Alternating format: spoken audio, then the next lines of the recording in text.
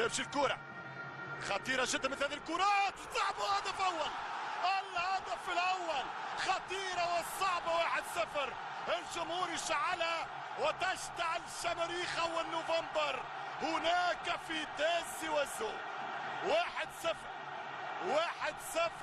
لفريق الكناري في 24 دقيقة لعب. سيناريو مميز جدا للكناري. 1-0 للخضراء والصفراء. أجواء كبيرة جدا، أجواء تعيدنا وتحيلنا لتنشيط ذكرى الثمانينات لما كان لا صوت يعلو فوق الصوت الكناري. 1-0 للشباب. أي خطأ مرتكب من العمق الدفاعي للأهلي، ما كانوش محاصرين اللاعبين.